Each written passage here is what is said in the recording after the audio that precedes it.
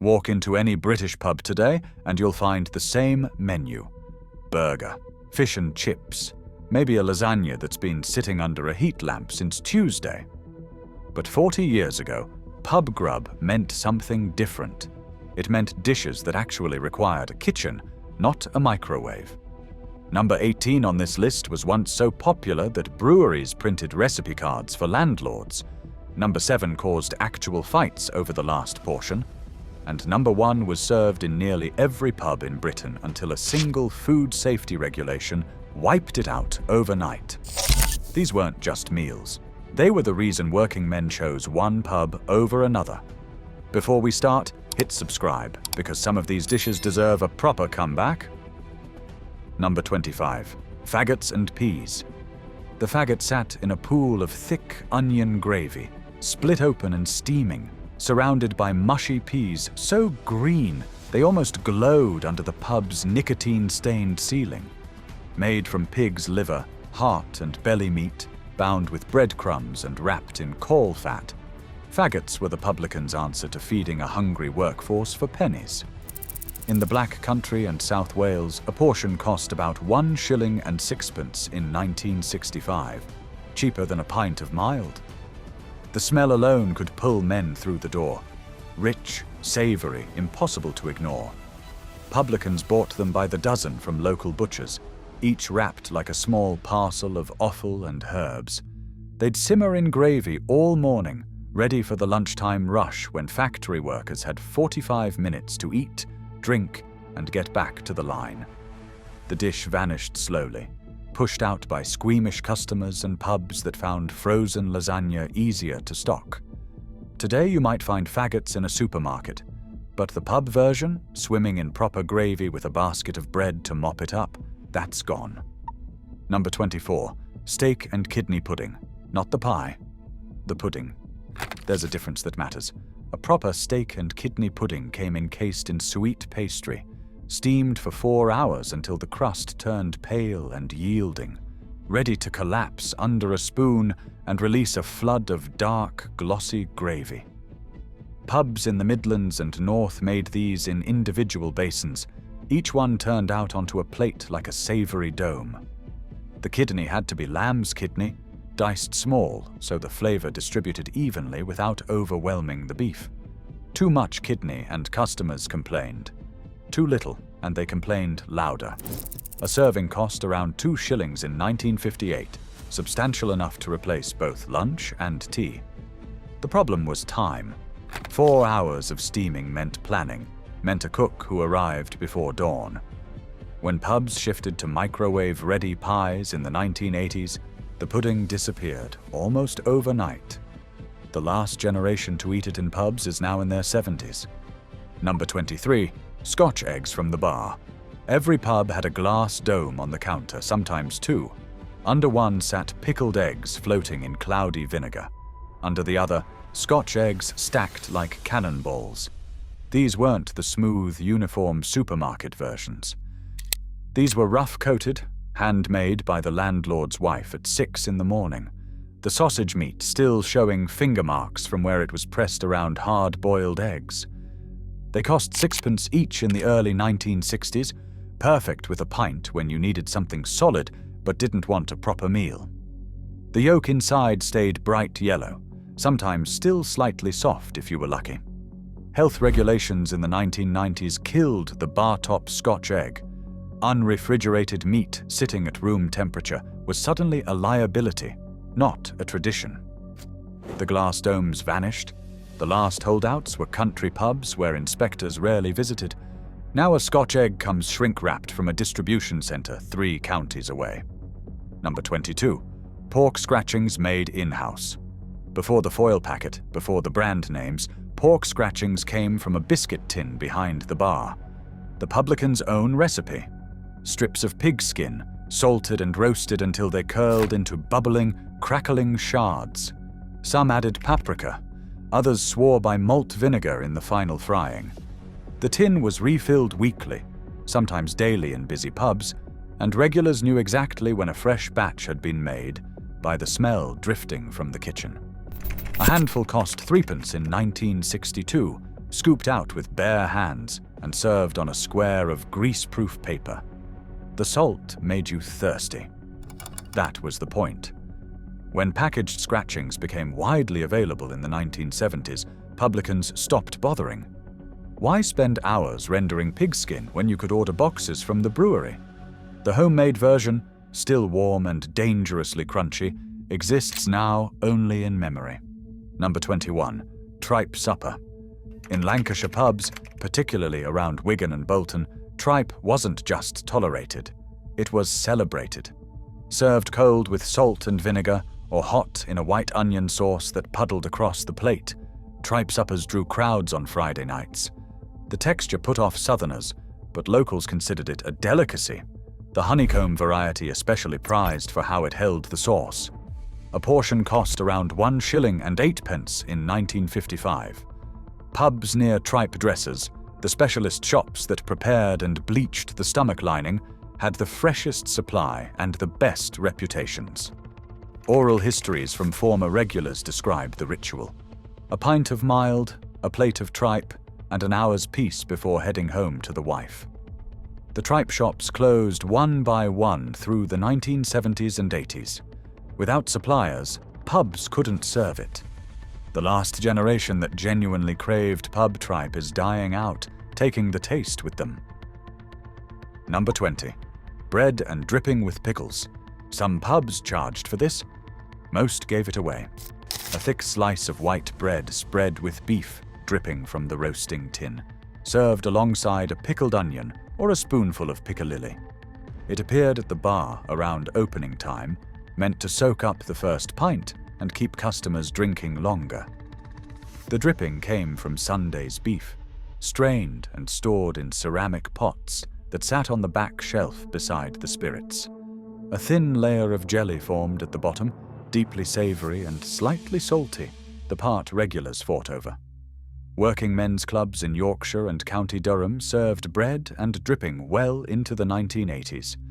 The dish asked nothing of a kitchen, just bread, fat, and something sharp to cut through the richness. It vanished when pubs stopped roasting their own meat, when dripping became something you bought in a packet rather than saved from the joint. The ceramic pot on the back shelf was replaced by a microwave. Number 19. Potted shrimps. A small brown pot arrived at the table, clarified butter setting firm over pink-grey shrimps packed tight beneath. You'd spread them on hot toast, the butter melting into the bread while the shrimps kept their shape. Morecambe Bay shrimps were traditional, tiny and intensely flavored, seasoned with mace and white pepper. Coastal pubs from Lancashire to Norfolk kept potted shrimps as a permanent fixture, particularly in the summer months when day trippers wanted something light between pints. A pot cost around 2 shillings in 1960, served with a basket of toast points and a wedge of lemon. The dish required almost no cooking, just assembly and refrigeration, making it perfect for pubs with minimal kitchen space. It faded when fishmongers stopped stocking brown shrimps, when the labor of peeling those tiny creatures became too expensive. Supermarket versions exist, but the pub ritual of spreading your own pot over hot toast while nursing a half of bitter, that's been lost. Number 18. Lancashire hot pot. Breweries loved Lancashire hot pot. It was cheap to make, impossible to ruin, and kept customers in the pub for hours. Recipe cards went out to landlords in the 1950s and 60s, complete with instructions on portion sizes and suggested prices. The dish itself was simple. Lamb neck chops layered with onions and potatoes, slow cooked until the meat surrendered, and the top layer of potatoes crisped golden. A serving cost around 2 shillings in 1958, often accompanied by pickled red cabbage from a jar on the bar. The smell filled the entire building. Regulars could tell from the street whether hot pot was on the menu. Pubs in Lancashire, Yorkshire, and Cumbria competed fiercely over whose version was best. Customers had loyalties. Arguments happened. The dish required hours in the oven, attention that modern pub kitchens refuse to give. Frozen ready meals killed it slowly through the 1990s. A few gastropubs serve hot pot now, at £12 a portion, but that's not the same as the pub version that fed a working man for loose change. Number 17. Peas pudding and ham. Peas pudding is older than the pubs that served it, a dish that predates the Norman conquest. In northeastern pubs, particularly around Newcastle and Sunderland, it arrived alongside thick slices of boiled ham, the yellow split pea mixture firm enough to slice but soft enough to spread. The flavor was subtle, earthy, improved dramatically by the salty ham juices that pooled on the plate. A portion cost about 1 shilling and 4pence in 1960. The pudding itself was cheap, made from dried peas that cost almost nothing, but the combination with good ham elevated it to something worth choosing over pie and chips. Stotty bread, a flat, dense loaf particular to the region, often accompanied the dish, perfect for building impromptu sandwiches between bites. As pubs consolidated their menus toward nationally recognized dishes, regional specialties like peas pudding vanished. It survives in a few shops and homes around Tyneside, but the pub serving it with ham and a pint of Federation bitter belongs to another era entirely. Number 16. Jellied eels. East London pubs served jellied eels in white bowls, the grey-brown chunks of eel suspended in quivering, translucent jelly. The taste was difficult to describe to outsiders. Savoury, slightly fishy, with a texture that fell somewhere between firm and gelatinous. Working-class drinkers in Bethnal Green, Stepney, and Whitechapel grew up eating eels, both jellied and stewed, from the pie and mash shops that surrounded every neighbourhood pub.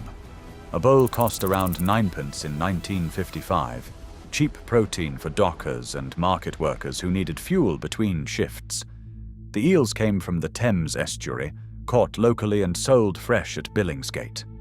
When pollution killed the eel population and tastes shifted toward less challenging foods, the dish retreated.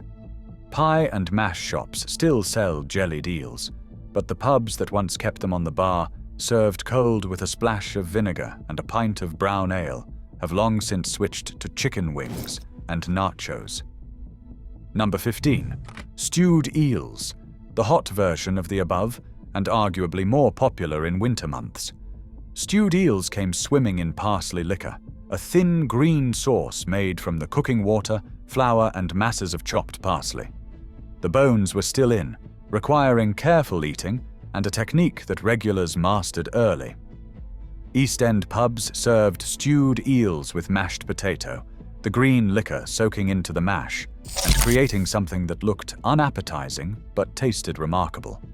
A portion cost around 1 shilling in 1958. The dish required a kitchen capable of actual cooking, not just reheating, which made it increasingly rare as pubs modernized. Fish and chip shops still serve stewed eels in parts of London, but the pub tradition died with the generation that considered eel a normal Friday night meal. Their children eat fish fingers. Their grandchildren have never tried eel at all. Number 14. Welsh rarebit. Proper Welsh rarebit, not the cheese on toast pretending to be the same thing. The pub version involved a sauce made by melting strong cheddar with butter, mustard, Worcestershire sauce, and sometimes a splash of ale. This sauce was spread thick over toasted bread and grilled until bubbling and slightly charred at the edges. A serving cost around 1 shilling and 6pence in 1962, often appearing on the menu as a light supper option between the heavier stews and pies. The sauce was the key. Too thin and it slid off the bread. Too thick and it wouldn't spread. Landlords guarded their ratios jealously. Welsh pubs obviously claimed superiority, but English pubs served excellent rarebit too, particularly in cider-making regions where the cheese came from local farms. The dish required fresh preparation, which was its downfall. When pubs stopped making sauces from scratch, rarebit became cheese on toast with Worcester sauce drizzled over top. Not the same, not even close. Number 13. Beef and onion pie with sweat crust. Not short crust, not puff pastry, sweat crust. The difference mattered. A sweat crust absorbed the gravy from the filling, becoming soft and rich on the bottom while staying slightly firmer on top. Pub pies in the Midlands and North used sweet as standard until the 1970s, each pie made in individual dishes and served still bubbling from the oven. The filling was simple: braised beef, masses of onion, and enough gravy to flood the plate when you broke through the crust. A pie cost around 2 shillings and sixpence in 1965, served with chips or mash depending on the establishment. Making suet crust required skill and time, neither of which modern pub kitchens possess. Frozen pies with puff pastry lids replaced the handmade versions, their fillings grey and their crusts soggy within minutes of leaving the oven. The suet crust pie, properly made, remains one of British cooking's great achievements. Pubs stopped serving it anyway. Number 12. Devilled kidneys.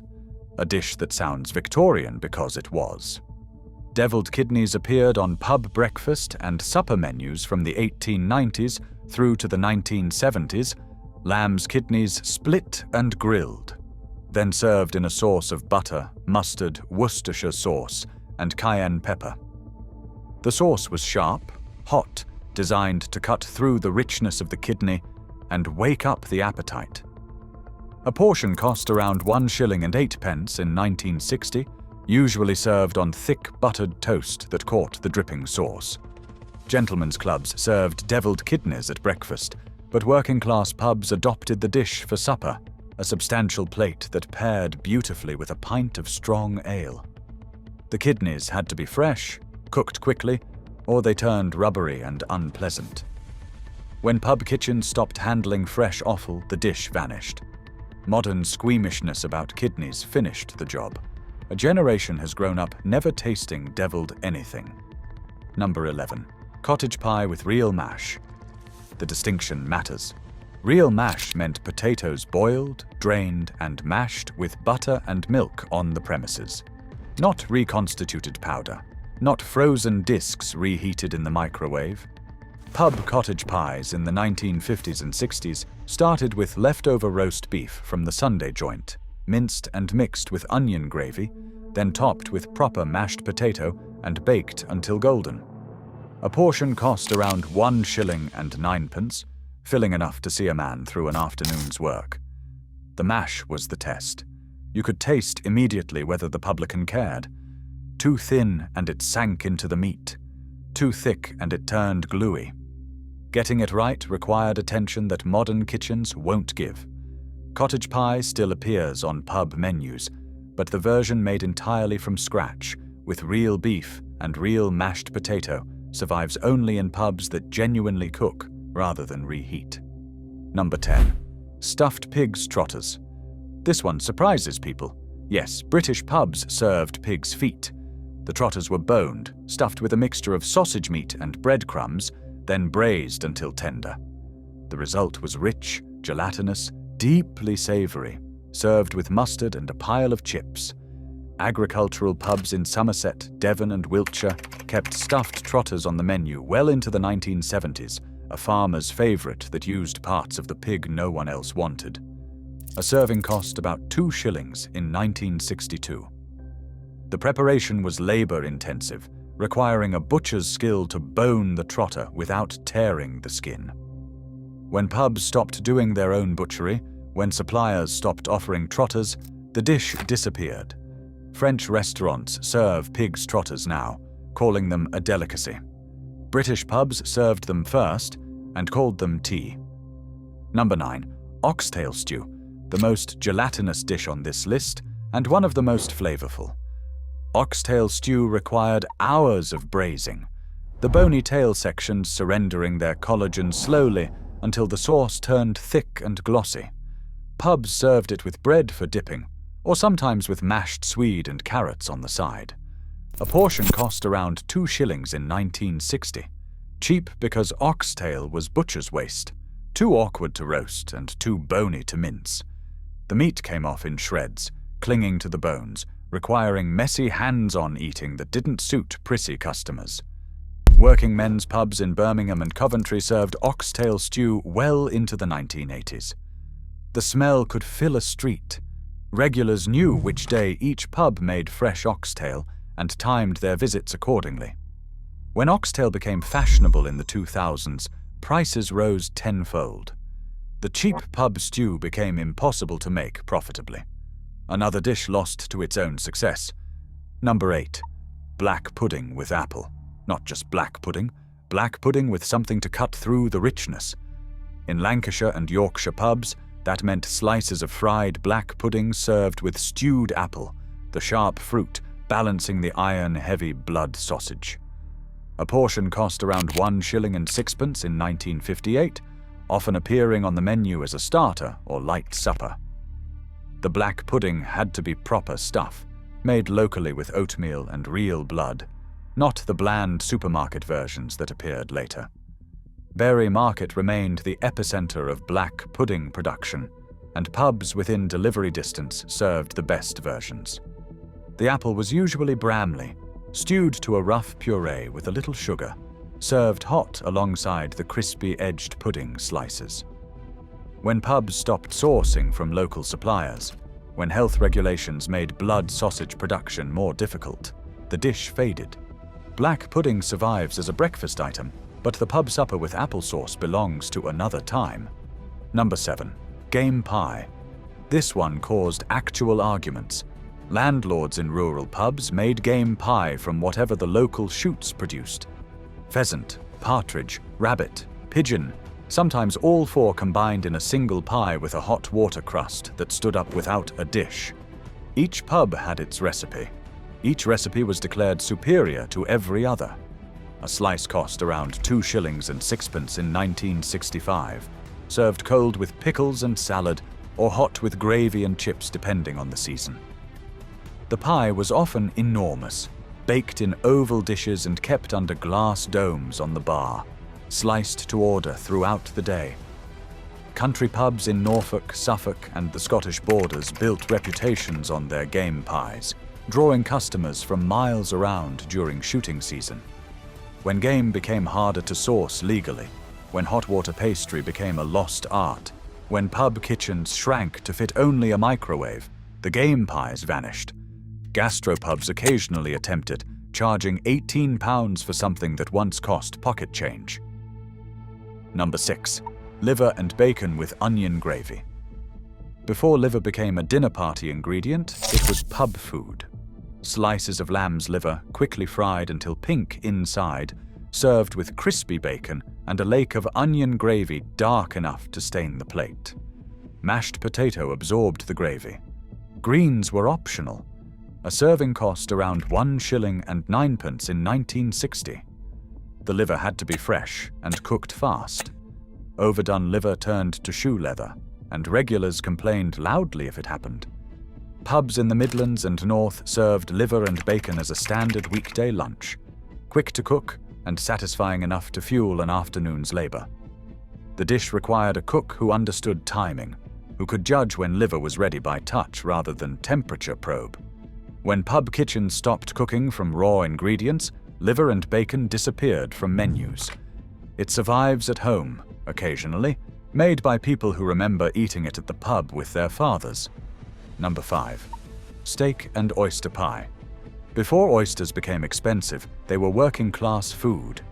Abundant and cheap, used to bulk out beef pies and add a briny depth to the filling.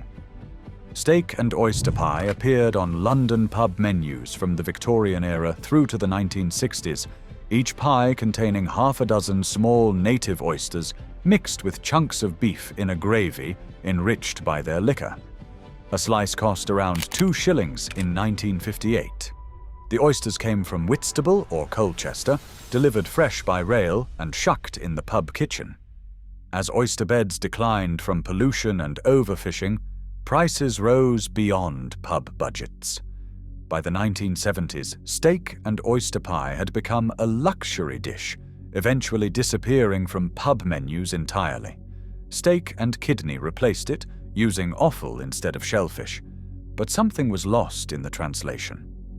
The original pie, briny and rich, represented a time when the sea was generous, and pubs made the most of it.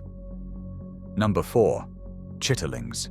Pig intestines, cleaned and braised until tender, served with mustard and bread.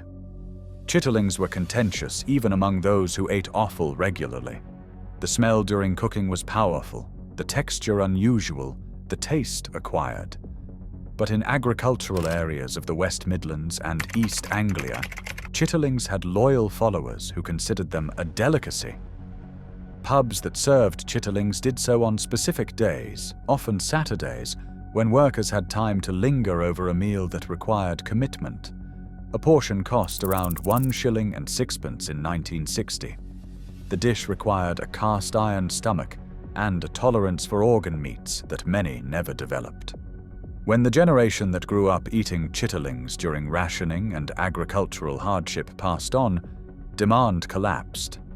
The last pubs serving chitterlings closed their kitchens in the 1980s. The dish survives in the American South, ironically, but British pubs have forgotten it entirely. Number 3. Brawn. Head cheese, if you prefer the continental term. Brawn was made from a pig's head, boiled until the meat fell away, then set in its own jelly with herbs and spices. Sliced cold and served with mustard, pickles, and bread.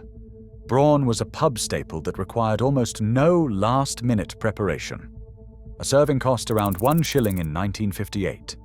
The texture was mosaic-like, different muscles and bits of skin creating variety in every bite. Brawn sat under glass domes alongside Scotch eggs and pork pies, sliced to order throughout the day. Making brawn required access to pigs' heads, which butchers provided cheaply to anyone willing to do the work. When supermarkets replaced local butchers, when pigs' heads became difficult to source, brawn disappeared from pub bars. The dome that once held brawn now holds nothing, or crisps. Number 2. Cheese and onion pie. Not a pasty. A proper pie, with short crust pastry encasing a filling of strong cheese and softened onions. Pubs in Lancashire and Yorkshire served cheese and onion pie as a vegetarian option decades before vegetarianism became common, feeding workers who couldn't afford meat every day and women who fancied something lighter. A slice cost around 1 shilling in 1960, served warm with pickles or cold with salad. The cheese had to be Lancashire or a strong cheddar, something that could hold its own against the sweet cooked onions. Making it fresh required a baker's skill with pastry and a willingness to offer something other than meat. When pub menus consolidated around national favorites, regional dishes like cheese and onion pie vanished. Bakeries still sell it in the north, but the pub version, served on a proper plate with cutlery and a pint, has been gone for 30 years. Number 1. The ploughman's lunch. Not the supermarket version, not the sad plastic-wrapped assembly that passes for ploughmans today. The real thing.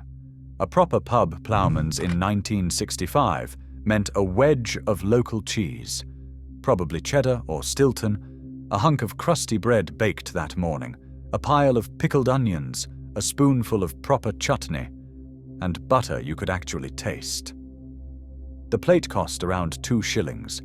It required no cooking, just assembly and quality ingredients, which was why it worked so well in pubs with limited kitchens. The cheese was the test.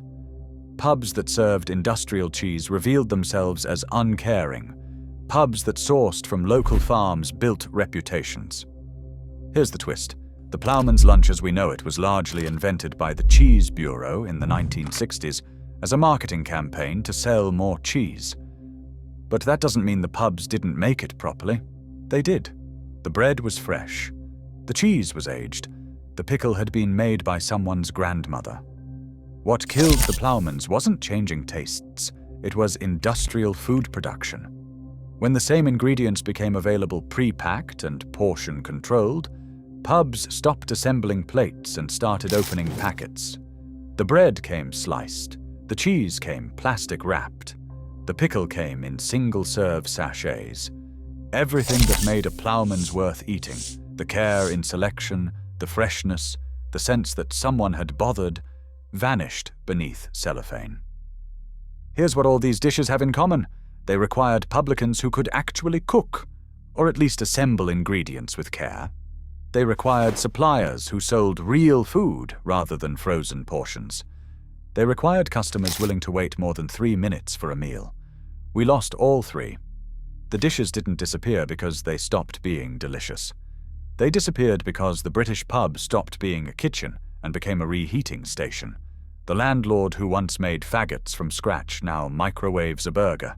The cook who braised oxtail for hours now pierces film lids.